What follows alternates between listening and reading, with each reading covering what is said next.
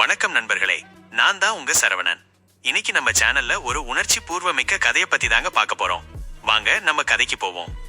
சாதாரண உடையில் சந்தைக்கு வந்திருந்த எஸ்பி கவிதா மேடம் ஒரு மூதாட்டியும் அவருடைய இளம் மகளும் காவலர்களால் அடிக்கப்படுவதையும் அவர்கள் காய்கறி வண்டியை கவிழ்க்கப்படுவதையும் கண்டு அதிர்ச்சி அடைகிறார்கள்.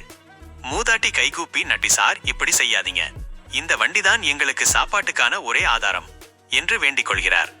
ஆனா அந்த இன்ஸ்பெக்டர் இரக்கமே இல்லாமல், நற்றி, இங்க வண்டி நிறுத்தக்கூடாது, மீண்டும் பார்த்தா உங்களை ஜெயிலுக்குள் தள்ளிடுவேன் என்று கோபமாக கத்துகிறார். அதை பார்த்த எஸ்பி கவிதா மேடம் முகத்தில் கடுமை தெரிந்தாலும் அமைதியாக அந்த அம்மாவும் மகளிடமும் சென்று பேசுகிறார். மூதாட்டி தரையில் விழுந்து வலியால் துடிக்கிறார். மகள் அழுது அவரை எழுப்ப முயற்சிக்கிறார். கவிதா மேடம் மெதுவாக, அம்மா, என்ன நடந்தது? போலீசார் உங்களை ஏன் இப்படி அடித்தாங்க? மூதாட்டி கோபத்துடன், போ பாப்பா, நீ என்ன செய்ய போறே? எங்கள் வறுமையை கிண்டலடிக்கிறியா? பெரிய அதிகாரிகள் எதுவும் செய்யல, நீ என்ன செய்ய போற? கவிதா மெதுவாக சொல்கிறார். நடி, அம்மா, நானும் உங்க மாதிரி ஒரு பெண்ணுதான். உங்க பிரச்சனையை சரி செய்ய வந்திருக்கேன். சொல்லுங்க, அவங்க ஏன் இப்படி செய்யறாங்க? அம்மா கண்களில் கண்ணீர். நடி, அந்த இன்ஸ்பெக்டர் தினமும் காய்கறி எடுத்துக்கிட்டு போவான், பணம் தர மாட்டான். ஏதாவது சொன்னா என்னையும் என் பொண்ணையும் ஜெயிலுக்கு தள்ளிடுவேன் என்று மிரட்டுவான். அதைவிட மோசமா, என் மகளை ஒரு நாள் தன்னுடன் அனுப்பச் சொன்னான். அதை கேட்டு கவிதா மேடம் கோபத்தில் முகம் சிவந்து போகிறது. அடுத்த நாள் கவிதா மேடம் சாதாரண ஊர் பெண்மணி மாதிரி வேஷம் போட்டுக்கொண்டு அந்த மூதாட்டியின் வண்டியில காய்கறி விற்க நிற்கிறார். சிறிது நேரத்தில் அந்த இன்ஸ்பெக்டர் பைக்கில் வந்து, நடி, ஏய், நீ யார்? இங்க அந்த மூதாட்டியும் பொண்ணும் இருக்கணும், நீ எங்கிருந்து வந்த என்று கேட்கிறார். கவிதா அமைதியாக கூறி, நான் அவங்க மகள்தான், இன்று நான் தான் வண்டி பார்க்கிறேன். இன்ஸ்பெக்டர் கள்ள சிரிப்புடன், சரி, உன் அம்மா தங்கச்சி போல நீயும் அழகா இருக்க. நல்லா இருக்கு, சரி, டொமேட்டோவும் கொஞ்சம் மிளகாயும் கொடு. பணமோ? அதெல்லாம் நான் எங்கடா தருவேன் என்று கிண்டல் செய்கிறார்.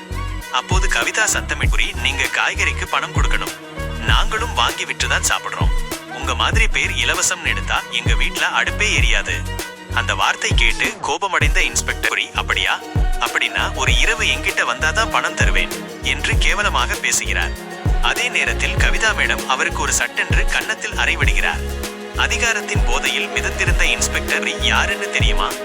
நான் தான் இங்க இன்ஸ்பெக்டர், உன்னை ஜெயிலுக்கு அடிச்சு போடுவேன் என்று சத்தமிடுகிறார். கவிதா அமைதியாக கூறி, இன்ஸ்பெக்டர், உங்க பவரை தவறாக பயன்படுத்துறீங்க, உங்க தவறுக்கு சட்டத்துல தண்டனை கிடைக்கும் என்று எச்சரிக்கிறார். அடுத்த நாள் எஸ்பி யூனிஃபார்மில் நேரடியாக அந்த போலீஸ் ஸ்டேஷனுக்குள் அடியெடுத்து வைக்கிறார். அங்கிருந்த அனைவரும் அதிர்ச்சியில் உறைந்து போகிறார்கள். நேற்று சாதாரண பெண்ணு மாதிரி இருந்தவர்தான் இன்று அவர்களுக்கே மேல் அதிகாரி எஸ்பி கவிதா. அவர் கடுமையாக சொல்கிறார், வழக்கமான மக்கள் மீது அநியாயம் செய்வது இனிமேல் நடக்காது. சட்டம் உங்க பக்கம் இல்லை, உங்க தவறுக்கு உங்களையே சட்டம் தண்டிக்கும். அந்த நாளிலிருந்து அந்த மாவட்டத்தில் மக்கள் மீது போலீஸ் அச்சுறுத்தல் குறைந்தது. இனி அவர்கள் பயந்த போலீஸை அல்ல, நம்பிக்கையை காண ஆரம்பித்தார்கள்.